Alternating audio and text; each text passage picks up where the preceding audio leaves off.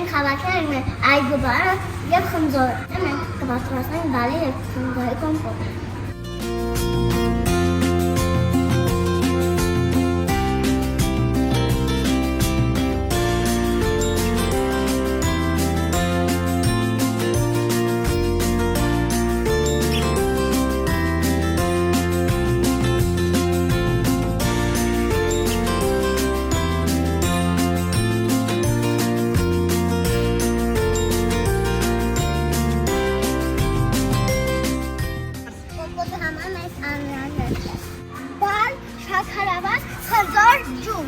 Կացայի մեջ լցնում ենք մեր մրգերը,